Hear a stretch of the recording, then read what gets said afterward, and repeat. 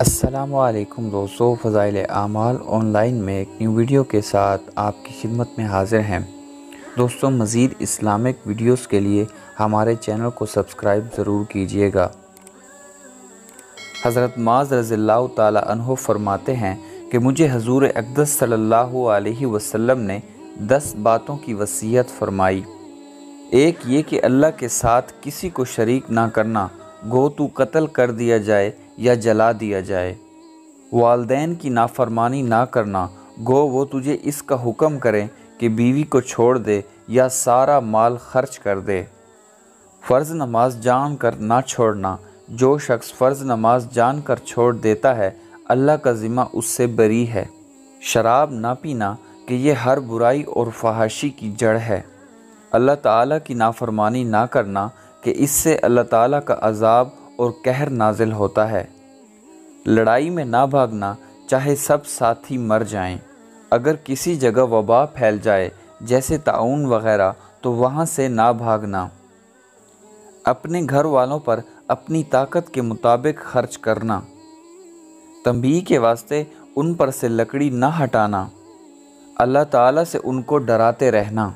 لکڑی نہ ہٹانے کا مطلب یہ ہے کہ اس سے بے فکر نہ ہو کہ باپ تنبیہ نہیں کرتا اور مارتا نہیں، جو چاہے کرتے رہو، بلکہ ان کو حدود شریعہ کے تحت میں کبھی کبھی مارتے رہنا چاہیے کہ بغیر مار کے اکثر تنبیہ نہیں ہوتی۔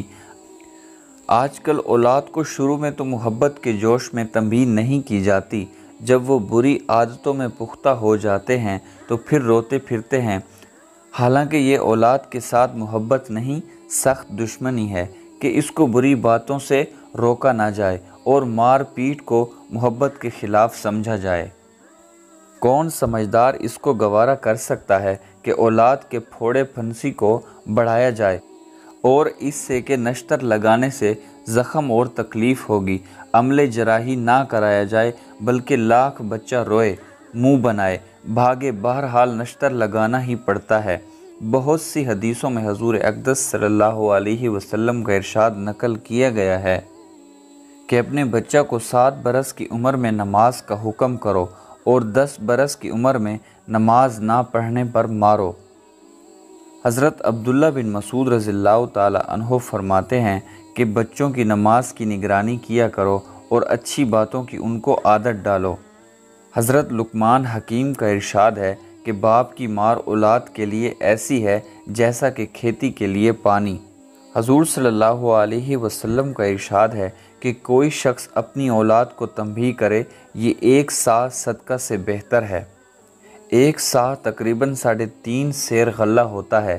ایک حدیث میں ارشاد ہے کہ اللہ تعالیٰ اس شخص پر رحمت کرے جو گھر والوں کو تنبیہ کے واسطے گھر میں کوڑا لٹکائے رکھے۔ ایک حدیث میں ارشاد ہے کہ کوئی باپ اپنی اولاد کو اس سے افضل عطیہ نہیں دے سکتا کہ اس کو اچھا طریقہ تعلیم کرے۔ دوستو، حدیث مبارکہ کو مکمل سننے کا بہت شکریہ۔